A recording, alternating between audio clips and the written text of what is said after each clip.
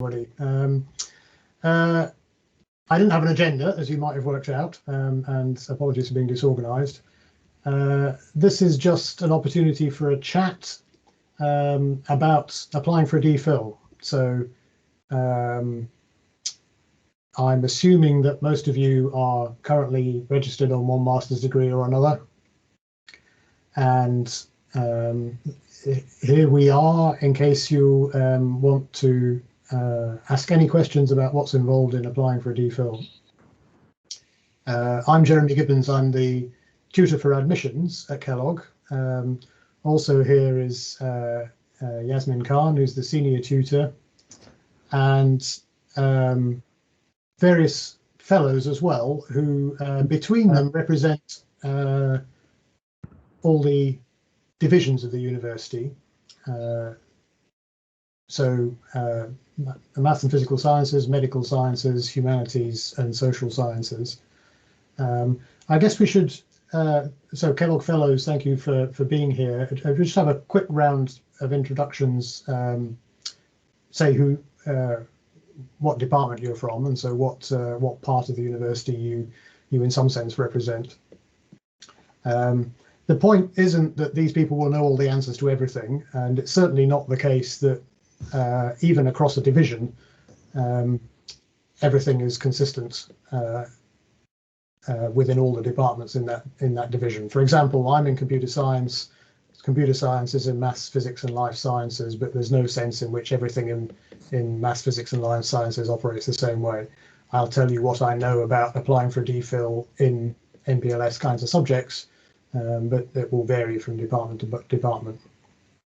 So there, I've started. I'm Jeremy Gibbons. I'm the tutor for admissions. I'm in computer science, but I'm here sort of representing all of MPLS.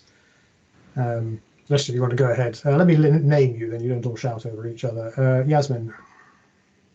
Hello everyone, I'm Yasmin Khan. I'm a fellow at Kellogg and currently senior tutor, and I teach history in the Department for Continuing Education, but I also supervise some doctoral students in the Faculty of History, so I'm quite familiar with humanities, I suppose, along with some of my colleagues here. Sandy? You're muted, Sandy, still. Yeah, I just said I'm muted. Hello everyone, I'm Sandy Byrne. I'm a fellow at Kellogg and Sustainability Fellow.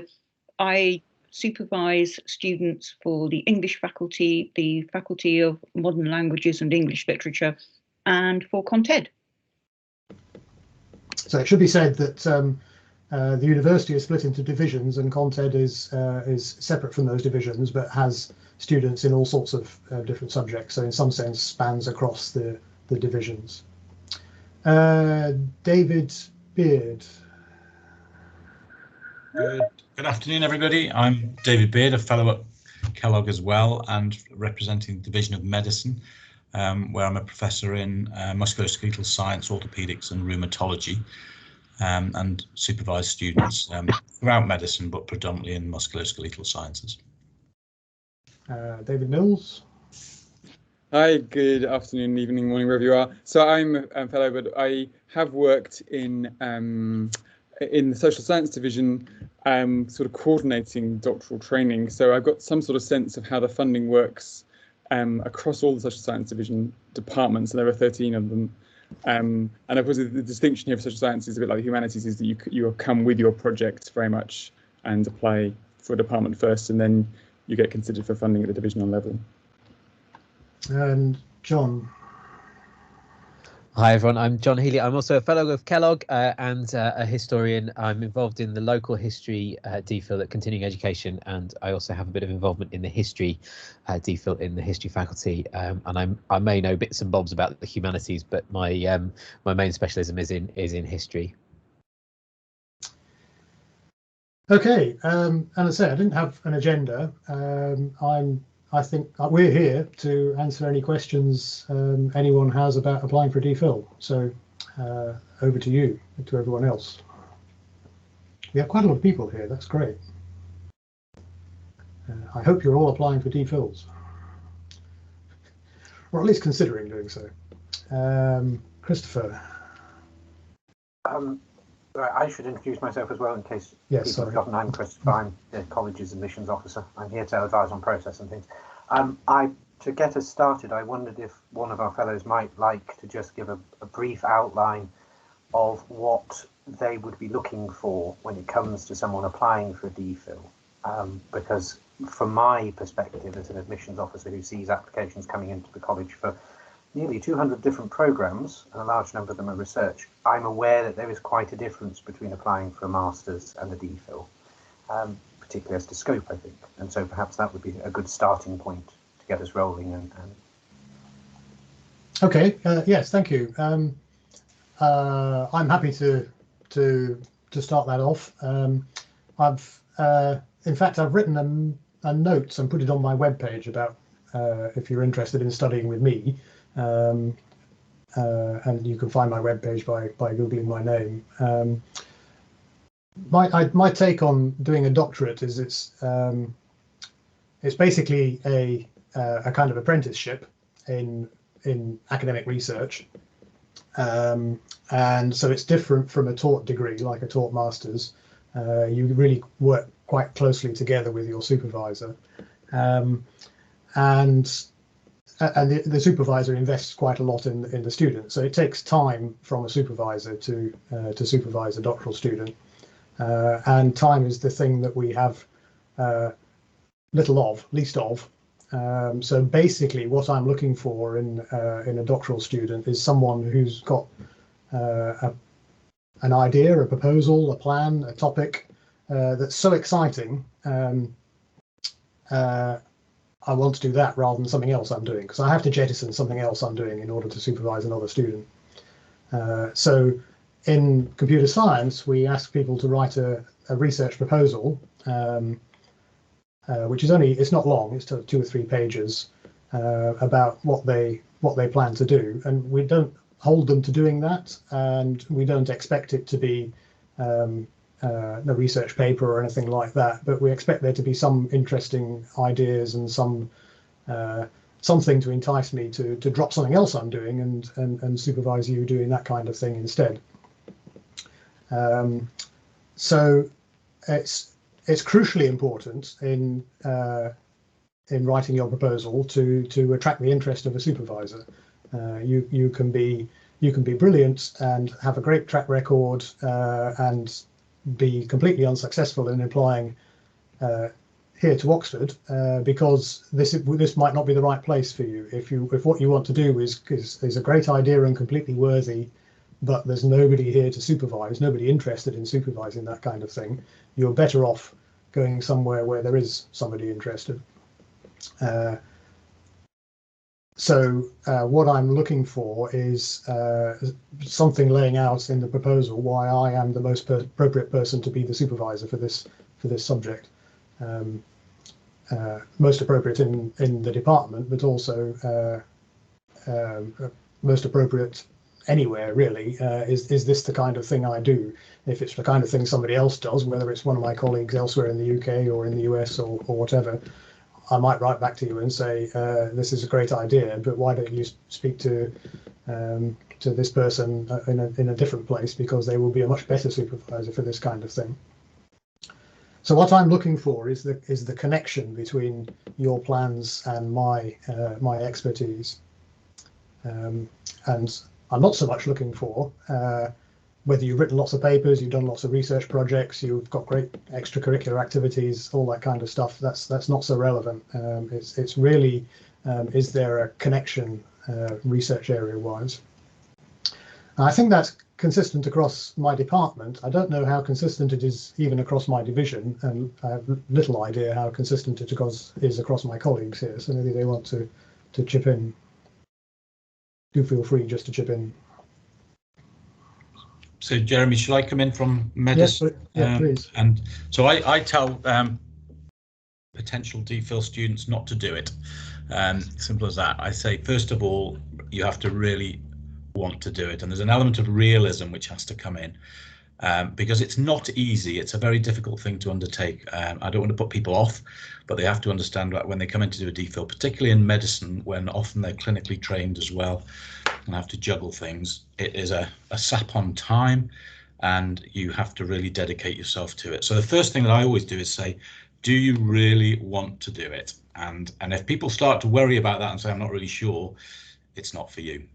And then the second thing, which sort of ties into that, is a level of independence of working, which people tend to have from their undergraduate degree more often than not, but it steps up a level with a DPhil, and you have to be really self-motivated to get there. If you're somebody who can't sit down and drive yourself and look at your goals and need to see where you're going to get at certain times, even with good supervision, you make them a bit unstuck. So there's a couple of things there: realism and making sure that you are capable in terms of managing your time and getting to the end of it and organised with it. I think with all of our courses and programs, there is a level of academic threshold which most people have to achieve anyway, so that's sort of taken care of, if you like, and that comes in with your application, and it comes in with an interview. I don't know about other divisions, but we interview in our department to make sure that people have those credentials and are going to cope with it. And if those three things are all ticked, then we kind of move to a new level about project and what people's interests are in, and it's almost like a new layer and investigate from that point of view. I hope that's helpful. Yep, great, thank you, David. Yasmin, John, Sandy, other David? Yeah, I'll come in there. I mean, just from the humanities side, I think it's very similar in the sense that it's all about the project and how you might be making a contribution which is original within what already exists and that is published about a subject. So it's very much project focused. And I think that is different to doctorates, say in the US, where you might have a slightly different entry point where you do more general courses and general entry to study. We go quite quickly into very in-depth research. And just to echo something that's already sort of been implied, but I think is important, is a lot of people enjoy doing a master's because of many things: exposure to a group of people and a class and being taught and being in Oxford, and the camaraderie of that, and also learning lots of different subjects. A lot of that doesn't come in for the doctorate. I mean, we hope you do find some of those things, but it's a much more lonely, isolated process where you're really much more on your own. And so if it's just a question of wanting to continue and prolong your exposure to studying, that might be a reason to pause for thought, because it's a very different sort of experience of studying, I think, doing a doctorate. Yeah, so maybe you want to do a second master's degree instead. Yeah, and many people do. And many people do, yes, we have lots of them, of course. I mean, what you said, Yasmin, about leaping straight in, a DPhil in Oxford or a PhD in the UK in general is really quite strange internationally in that it's very short. So the expectation in the UK is it's 3 to 4 years full time, whereas I know in continental Europe and in the US, and it's much more like 6 or 7 years, and there's more coursework, so a slower entry perhaps, and more other responsibilities like teaching responsibilities, and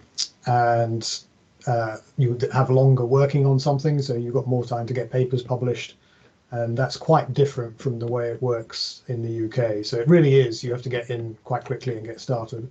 There are courses in the first year in most divisions. There's more and more emphasis on skills and training, and not just dumping you in the deep end saying there's the library, off you go. But it does require getting up to speed quite quickly. I saw a question. Well, does anybody else want to comment on that? I think I saw David's hand popping up, actually, Jeremy. David, right. David, yes, go on. Yeah, no, I mean, I can come in on Gemma's question as well, actually, because that's quite helpful. I mean, I think the only is just to sort of compliment what you all said is, I think you have to have something that really is sort of somehow the grit in the oyster. There's something really you've got to care about that can really help you, motivate you. You actually, you know, the energy you're going to get from being cross about something or passionate about something is the energy that might help you keep that momentum going through those difficult times, because it's, as everyone said, you know, 4 long years. 4 short years as well sometimes. So there's a real tension. The question, of course, that Gemma asks is around funding, and the way that this will work in each division will be slightly different, but in general, you apply to a department, and the first hoop is getting admitted, getting an offer. And so many people will get offers, but there's no funding. There isn't enough funding to go around. And we're trying to change that across the university, but it's still, some divisions are far better resourced than others. I think David Beard will come in and say, well, everyone they offer us a place to, they can fund. Perhaps that's not still the case, but it's certainly not in social sciences. I would say less than half the people have full funding. So then just others will have different comments on here, but my sense in the social sciences is that there is a sort of a way in which the division handles the funding pots, whether they're from the research councils or from Clarendon or from other scholarship funds. And so we have a process where you actually fill in a form when you're applying to a social science division department, saying, this is why I'm not only really strong, but I'm also so strong I should be considered for a funding proposal. And if you're obviously not every bit of funding suits everyone, so it won't work if you're not meet the criteria. And there are a lot of different criteria, and so it's quite complicated. There's a whole sort of ecosystem of funding, and the divisional process is one of matching people to money. Is that a fair summary? Yeah. Colleagues come in. Absolutely, and just to follow on from that, David, with medicine, you're exactly right. We do tend to have project-based PhDs, which are attached normally to perhaps NHS, NIHR funding or charitable funding, and involved in a particular research project. And what we tend to do is write in a PhD studentship along those lines. So they do tend to be funded in that sense, but it's not exclusive. You can still come and look for external funding from other sources as well. It doesn't always have to be tied to a particular project. And I was just mindful, just thinking that we've been talking about sort of putting sort of warning shots across and saying, be cautious and we have to do all this. But actually, I just want to turn it around a little bit and say that once that's done and you're involved in it, I think it's one of the most life-changing things that you do in terms of your mind. And I see students, and I will include myself in this when I did my DPhil, you completely change how you think when you come out the back end of a DPhil. And I think it's really rewarding. It's really rewarding to see students go through that journey, start off quite flummoxed and wondering where they are, and come out the other end as an independent academic, or in our sense, an independent investigator who can go on and take their own students and add to the body of knowledge, which is what it's all about. And that process is a very special process, and it's particularly special in Oxford, I might add. Yep. Christopher. I'm going to try and be positive about funding as well. The question that was asked in the chat asked about the college as an aspect of it. I think it's important to know that the university's arrangements, insofar as possible, try to maximise the amount of funding that's allocated and the number of students who receive it. As a result, the college choice makes a comparatively small difference to your eligibility for funding. There are some awards, Kellogg has one, which we can talk about in a moment, that require you to have chosen a college or require you to move to a particular college as part of the admissions process in order to secure the funding. Most university awards, though, are held by departments or divisions to allocate to the students who belong to them, or who are going to belong to them, I should say. And the central university arrangements for some funding projects mean that they'll look at all eligible students across the university, all the applicants for the year, to find the most suitable candidates, because there are some awards that the university can't make if it doesn't do that. I had an interesting chat back in the days when we used to have lunches with people from student funding and admissions. I had a very nice chat with one of the funding officers who'd come to see us to talk about some of our funding awards, and they explained that there was one award that they managed to award maybe once every 10 years because it's so tightly criteriaed, and the only way they can do that is by looking at every applicant who could potentially have it, because it has various nationality, subject area restrictions.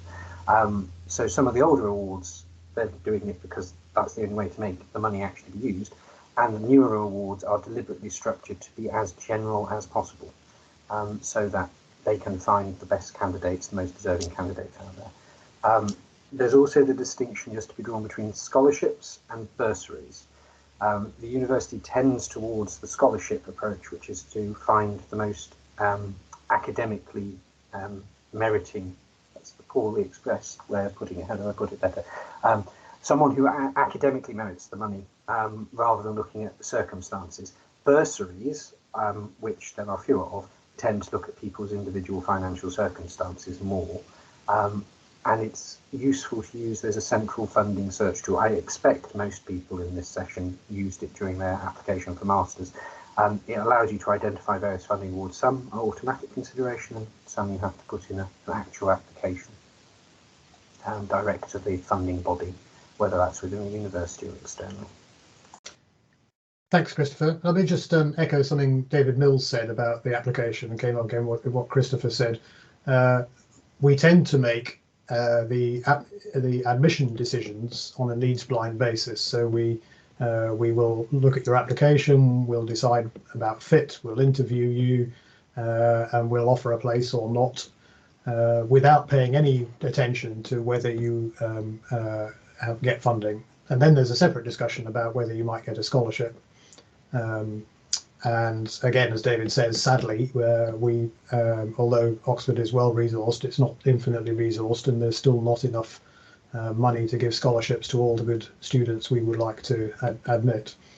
But your funding situation deliberately does not influence your admission discussion. So you might turn up with lots of money from your own source of funding, wealthy parents or government backing or corporate backing or something like that. But that's that has no bearing on the first hurdle, which is being interviewed and getting admitted. Once if you get the place, then you don't need the rest of the funding discussion. But so that's a deliberate attempt to make the first decision on academic grounds rather than financial grounds. I see there's another question for David Mills, but first John Healy had his hand up, was going to say something.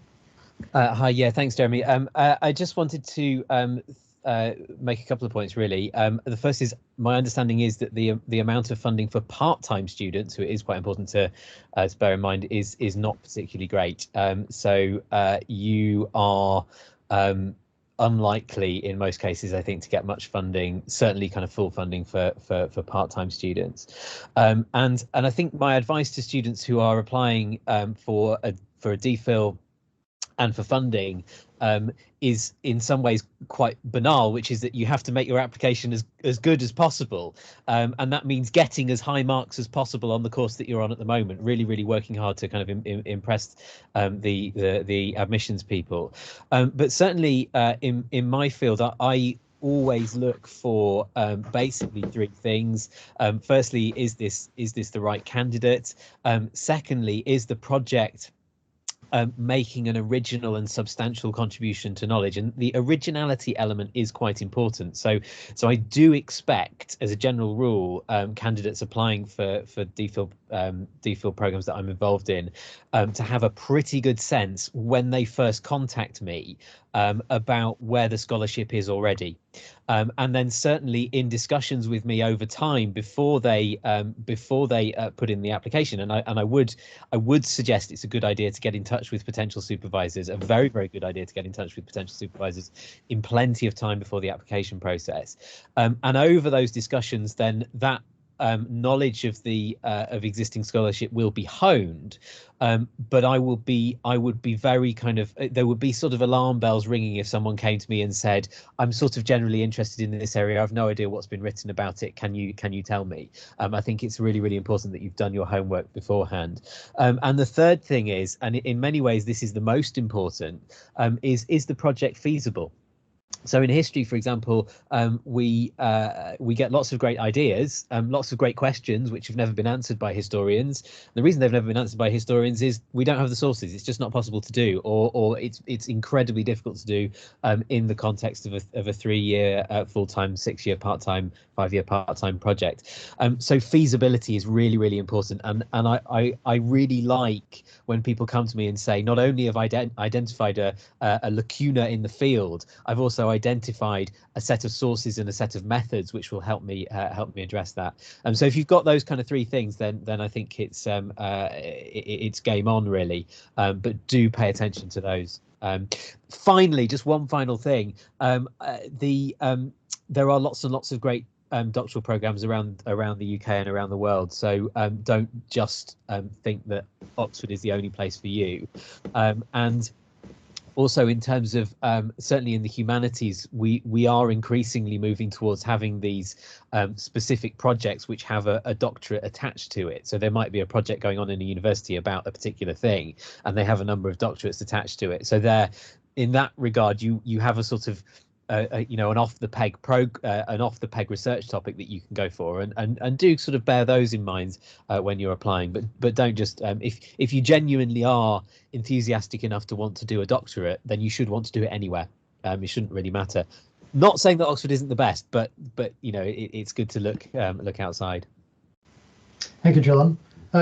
Curiously, the originality thing, it would not be such a warning bell for me. So somebody applies and says, I've got this great idea to work on this, and I happen to know it's been done before. If it's a great idea and they can explain why it's a great idea, then I'm very happy to have that discussion. And of course, during the period of throughout the doctorate, the originality is important, and certainly for the end point. But I'm more interested in it being a great idea than not having been done. But yes, absolutely. Get in contact with your potential supervisor. Again, that's it's not a necessity in my department, but it's in order to get a look in, to get interviewed, somebody needs to pick up your proposal and say, yes, this looks interesting to me. And it greatly helps if you've had the discussion with them beforehand and said, you can have a chat with me. You can say, this is what I'm wanting to work on, and I can say, well, have you thought about this as well? And there's a chance for to and fro and honing the proposal. So it's not like an exam, and you're not allowed to contact the examiners. We're open for discussion. I still see there's a question in the chat which we'll get to, Sharon, so don't worry. But Sandy had a hand up, and then David. Most of the things that John has said apply to English as well. I would add that you should check out your potential supervisor's interests before you start talking to them. I've had a number of people write to me saying, here's my proposal in literature of 1220. Most of my publications have been on poetry since the Second World War, and the rest have been on Austen. So you can imagine how I received that. You can find tutors' interest in almost any subject on the faculty or departmental website. There's usually a section called people and then research interests. So look up that, do your homework first, and make sure that you are contacting someone whose interests roughly tally with yours, same sort of period, same sort of discipline, same sort of theoretical, whatever. And one of the other things that we think about is this the right place to do it? Does Oxford have an archive that would be useful to you to look at? In Bodleian special collections, are there manuscripts that you absolutely need to look at? So as well as the right person to supervise you and the work being feasible within the time available, and certainly some originality. We would say in English, if someone wrote about this 20 years ago, you're probably going to be able to update it, find lacunae in it, something like that. But if somebody wrote about it last year, you're much less likely to, unless they made a hash of it and you want to completely revise what they said. So right supervisor, right place, right amount of time, right kind of resources available. Otherwise, I've had people apply wanting to work on an archive that's in Newcastle, and Newcastle University has someone working in that area, and it's very clear they only want to come to Oxford because they want to come to Oxford, and that again is a non-starter. So that's just a few thoughts about English. Great, thank you, Sandy. David. Yeah, I mean, the question we always ask in our interviews is, why this project and why in Oxford? That's an obvious one to prepare for. We talked quite a lot about preparing a proposal. It's really worth scaring not just your supervisor's interests, but also understanding what the department requires. Because if you're proposing an empirical project, to show you've thought through actually the research methods, design, ethics, politics, all this stuff really matters, and that's why you might well need a 5 or 6 page proposal. And so do read what the departmental guidance says about that. Not every supervisor will respond to a sort of cold call, but perhaps then you've got the wrong supervisor. Okay, so it's worth thinking about how you might, as Jeremy and others have said, linking to that. There's a question about part-time DPhil in continuing education. I think that's a bit of a confusion there. You can certainly apply for a part-time DPhil in education, but that would normally be something which is in the field of education, whereas a part-time DPhil in continuing education probably isn't going to be in the field of education, if that makes sense. Christopher's going to chip in there, I think. Yeah, I was just the DPhil continuing education. I've been in this job 10 years.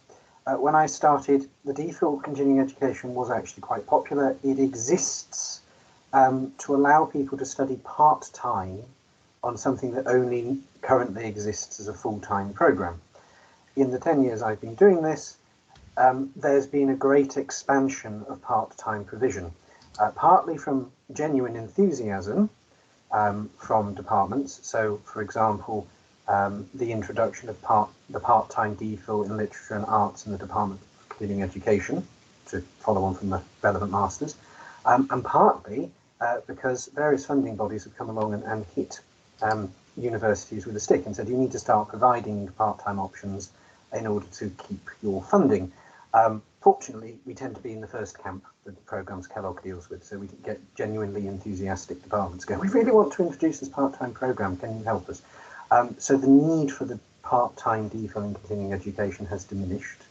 I think we saw one application in the last cycle that actually reached the college, and it was eventually withdrawn because they found a suitable extant part-time DPhil programme, and that person is now with us, I think. The DPhil in continuing education would only be worth pursuing if, having done all of the research that everyone has suggested about potential supervisors, departments, archives, methodology, and so on, you can't find the programme that works, but you can, for example, find the right supervisor, because as the person who's asked questions pointed out, you have to have 2 supervisors, one in the Department for Continuing Education to take official responsibility, and someone in another department prepared to take academic responsibility for you. Which you can understand is a slightly complicated relationship, especially as most of the ones we encounter at Kellogg, the supervisor tends to be our president, or used to in his capacity as the head of the Department of Continuing Education. So he would not normally have the time to devote to you in the way that a normal supervisor would to helping you resolve problems, and so you're reliant on someone perhaps you don't officially belong to in the system.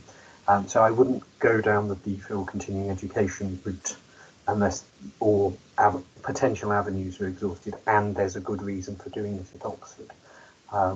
As Sandy said, we don't want people who are just applying to Oxford because they want to be at Oxford.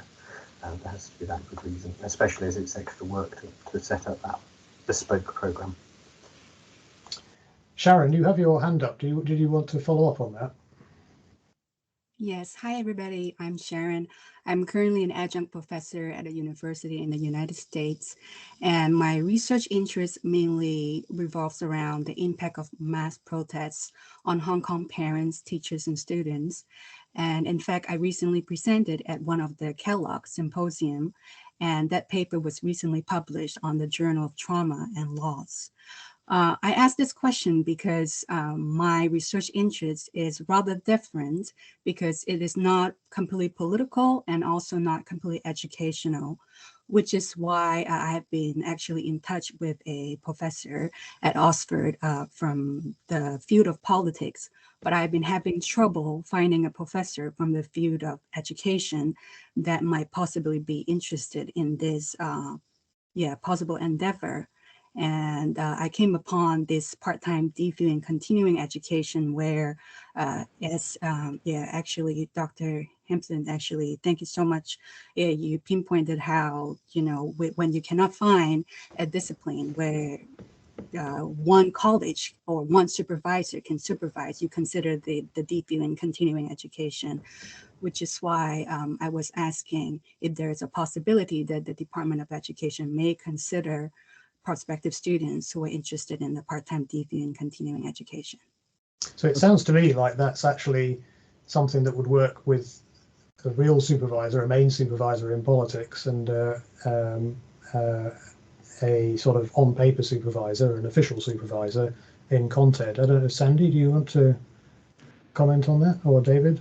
No, look, I mean, I'll just come in. It's a really good question, Sharon, because you raised the bigger question of work across disciplinary boundaries and how they get supervised. You know, I've got a student who's interested in student activism. That's not education, you could say, but it's absolutely linked to student protests and parental protests, as you say, in Hong Kong. So I think people who do research in fields are often on the edges or creating new spaces. And when that happens, the admitting department will usually try and find the right supervisory fit. So, you know, in my department anyway, everyone has 2 supervisors. Not every department in Oxford has that, but they ought to, and that's the requirement. So basically, then the question would be, okay, if you apply to politics, that would be their responsibility to think about if they could supervise you. It's not your problem; it's their problem. But then that might be a good reason to also apply to education, because it might be that there's a better fit there. So, I mean, I guess generally my advice when you're applying for PhD study in the UK would be probably to apply for more than one place anyway, because you're never quite sure which one's going to work. But also recognise that departments will think about supervisory fit before they accept you.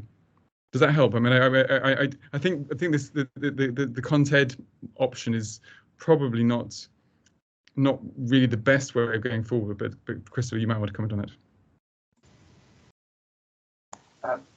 Possibly. As I say, it would only, the DPhil continuing education would only be worth exploring if you struck out with potential supervisors in on extant programs. I believe there is a part-time DPhil in politics, as there is in education. It may be possible that on one of those 2 you could carve out your space to do it. This does bring us sort of looping back to an earlier point, and something I would like to mention, that obviously no college admits to every program across the university. There's something close to 500 once you factor in the very specialist ones. And it's worth mentioning in connection with specialist ones and funding is there are some programs that exist purely for the 2 studentships that are going on a funded project. So it's worth thinking about the fact that if you're currently a Kellogg student, you might not be able to remain a Kellogg student if you move on to research study. And I know at least 3 students in the time I've been at Kellogg who they've done their masters, they've done very well, they've been accepted to do a DPhil, but it's been in a field we can't support. We only admit from programs that we feel able to support students on. And those students have gone off to other colleges. It's been very nice because they come back for their master's graduation while they're in their first year of their DPhil, and you find out what's going on at Trinity or New or whatever that term. But it's important to bear that in mind, much as, don't just go for Oxford because you want to be at Oxford.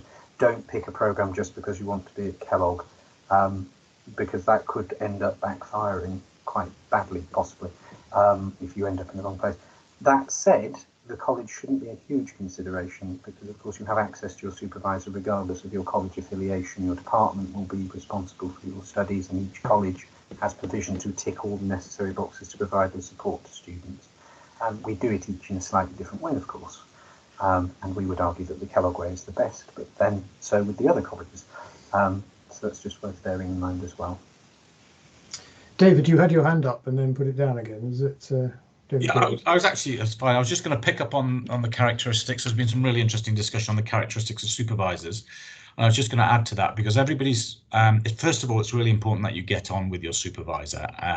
You're going to spend 3 to 4 years with them, and that relationship is a very special relationship. And supervisors do have different styles, and you might want to just sort of explore that a little bit beforehand if you get to that stage. So somebody might be very hands-off and expect you to be extremely independent. There might be somebody who's a little bit more arms round and helping you along the way a bit more. So you just need to explore what the sort of style of the supervisor might be and make sure it fits with you. But I think the discussion on that has been really good so far. Sharon, your hand is up again, I think. Is that right? Or still up? Sorry, I just want to say thank you. That's all. Okay, right, okay. Yasmin, you have your hand up. I was just going to say a couple of things. Oh, about applying to other places. Just that I know this has already been mentioned, but there's some fantastic programs across the country and across the world. And it may be that for the thing that you're particularly interested in, there's a centre or a place or a supervisor who is the absolute world's expert outside of Oxford. And although we all want to stand up for Oxford, it's worth making applications elsewhere. And it's not to the detriment of your application to Oxford to apply elsewhere. And actually, because our January deadline is quite early in the cycle, you'd probably get a response from Oxford and then responses from other institutions. And I've seen people go on to fully funded places who've not got into Oxford and have been extremely happy elsewhere to get good stipend and lots of careful attention from a supervisor where they're very well looked after. So you shouldn't see it as the lesser option necessarily. The other thing is about colleges. I don't think there's any link, well, certainly in my experience, between the supervisor and the college sort of follows on from your admission to the programme, and the admission to the programme is much more important in some ways. And we would love to retain you at Kellogg, and do put Kellogg down if your course is supported at Kellogg, but you'll have a good time wherever you go. Really, it's there is a progress scholarship for people who do their masters at Kellogg and carry on to a doctorate, which is about, I think, £6,000 or £7,000 a year now. So there is a small incentive for you to put Kellogg on your application if you've done your masters at Kellogg, but there's no need to kind of try and align your supervisor with the college application. And in fact, actually, the more exposure you get to different academics and different fellows and different places, the better. David?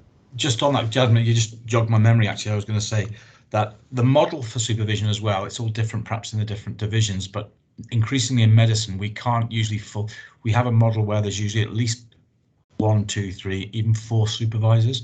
We can't always accommodate the expertise with one supervisor, and that's increasingly encouraged. It gives people a wider scope in terms of interest, but if they're doing a DPhil as well, or a thesis which is plugged into various things, you want to get the best expertise for that. There's good and bad to that. It's great because you're broad, but you need to have a primary supervisor who takes ultimate responsibility, and or sometimes 2 if they work very closely together. But the model is not, it used to be just a single supervisor and a student, and that is now quite obsolete, particularly for medicine. I don't know what it is in other divisions.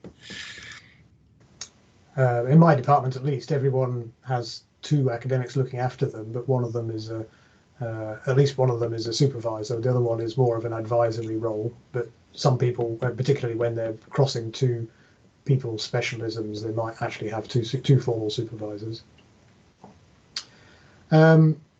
Great. There's a question from Corinna in the chat about supervisors being involved in the admission process, specifically about history, but let me answer first more generally. Well, let me answer first from my perspective, let's say.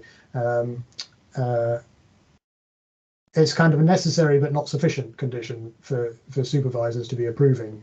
So at least in my department, you will be interviewed by somebody who is a potential supervisor for you. And if the department can't find anybody who is interested in being a potential supervisor for you, then you won't get an interview. There may be several people fighting over you to supervise you, in which case they won't necessarily all interview you, but there will be an interview, and then the interviewers make a recommendation to the Director of Graduate Studies in the department about who to admit. So it's not the interviewer or the supervisor's prerogative to admit you. They can only make a recommendation, and that gets checked and approved by centrally in the department. So it's necessary to attract the supervisor's interest, but then it's not enough to have however good a personal connection with them, because you need to convince the director of graduate studies as well, who you might never meet. So you need to have a good interview and a good interview report. I don't know if that's any different in history. Yasmin or John, do you want to comment on that? In history, they don't interview. Actually, there's no interview. I don't know if that's the same across other humanities, if it's the same in English, but it's the same process in terms of the potential supervisors' input. The potential supervisor is one of the assessors who will have a look and make a recommendation, but they definitely don't have the final say. That goes up to committee level, to graduate studies committee level, at which point it's absolutely out of the hand of the supervisor, and will be in a pool of very strong applicants, and only a number of them will get through. So that's how it works. Right. So it's a matter of the assessors looking at the application and making a recommendation to a committee, and then it's a committee decision about who gets admitted. Corina, I hope that answers your question. Feel free to ask again or stick your hand up if it doesn't. Another question from Andrea Pesigan. Applicants at a disadvantage if they've been in industry and out of academia for a very long while. What should those applicants keep in mind when considering a DPhil? That's an excellent question. You're not per se disadvantaged, but you have to demonstrate that you're the right person to come and do a DPhil in Oxford, and the department is the right place for you to do it, and the supervisor is the right person to supervise you, and so on. In my field, in computer science, it's actually quite common for people to complete a master's degree and then go and get a job in a tech company for a while, and then come back. Maybe they were enthusiastic about software development and then discover that it's difficult, and they have the grit in their oyster that David Mills mentioned. So some problem that really bugs them, and they think, well, it ought to be better than this. I want to try and improve it. So actually, computer science is bang on topic there. That's good. So it's not at all unusual, and maybe you have debts from your undergraduate degree and you go and get a job to pay them off and then come back for some more study. So I think that's absolutely no detriment, as long as you still need to be up to speed. So I mean, if it's you say a very long while, if it's been 20 years since you did your undergraduate degree, and all your knowledge and scholarship is 20 years old, then you perhaps would be at a disadvantage. You need to write a proposal. You need to have an interesting problem, and if it's a problem that was interesting 20 years ago and is ceased to be interesting now, then that would be a disadvantage. But computer science is different from other disciplines. So I mean, history again. Would it? I mean, how does it look for a full-time DPhil student applying for a DPhil in history after being in industry for 10 years or so? I mean, I think sort of okay. We often find that some of the skills that you learn in industry can be extremely useful, and in many ways you have a higher level of preparedness than someone who's come straight out of their university studies. So it absolutely doesn't preclude you from applying, doesn't set you at a disadvantage. I would reiterate what you say though, and you do have to make sure that you're up to date with the scholarship. That really is the main thing. Yeah. And it kind of, it re-emphasizes that being in touch with your supervisor, who might be able to sort of push things on. Maybe history, I don't know whether history moves faster than computer science or less fast, I don't know, but it's still the same sort of the same caveats apply. Just make sure you're up to date, really. David Beard, you're muted, David. I'm muted.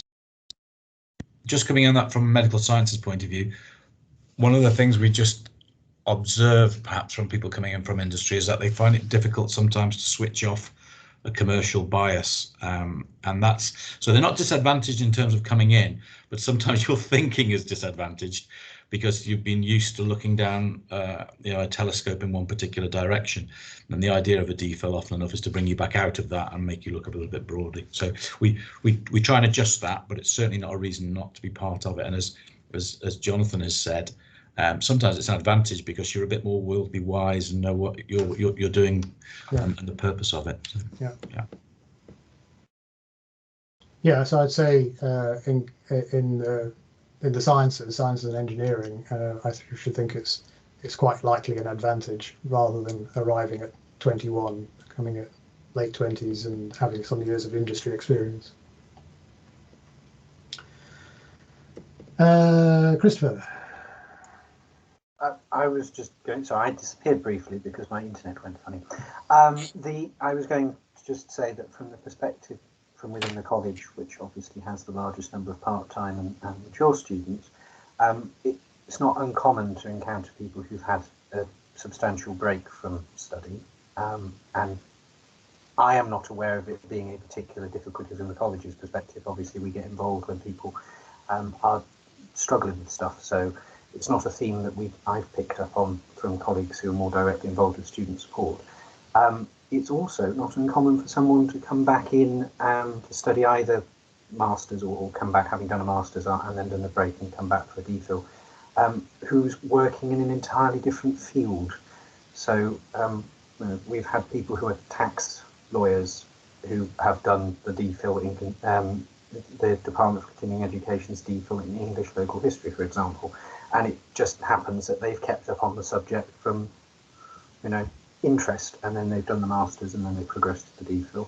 And there's similarly radical differences. There's a strange theme that quite a few medics come and do the masters in creative writing, and then a couple of them every couple of years we see one of them shunt into a different DPhil. I don't think there is yet a DPhil in creative writing, but they shift to one of the part-time DPhils in continuing education or another department to carry on the theme that they've picked up on there, and it's not anything to do with their work. It's an ancillary thing that they keep going. It's a challenge, but they can do it. So it's worth keeping that in mind. I think it would be harder to do that in the opposite direction. So to come in as a creative writer and apply for a DPhil in computer science or physics or something. Not being that optimistic. But certainly I don't see any reason that way around. To come and do something, I don't want to disparage it, but something that's been a hobby and a passion and an interest can turn into a formal degree. Sandy? About that particular doctorate, you can't do at the moment a DPhil in creative writing in Oxford. Just in case we gave that impression. Just Jeremy, if I may, yes, sure. Come in as well. Just one other piece of advice I always tell potential DPhil students is that they have to enjoy the subject that they're doing, and because you're going to be there for 3 years, don't be seduced into doing something that you're not half interested in just because it seems like a good idea. The wheels will come off. You have to want to do it. You have to enjoy the subject, and that has to carry you through for a long period of time. Passion is the thing, really, isn't it? So, yeah. Are there any more questions? Gemma, again to David Mills. Are there social science equivalents to collaborative scholarships? Yes, there are, and I think Yasmin's link is really helpful because this highlights that you might well find a little niche that enables you to both do what you really want to do, but also gives you a better chance of getting funding. So absolutely do look at the departmental and divisional pages on academic funding for doctorates. There's often hidden things you might not know about. So yes, there's something called the Grand Union Doctor Training Partnership. They offer collaborative scholarships. I'll put the link in the chat.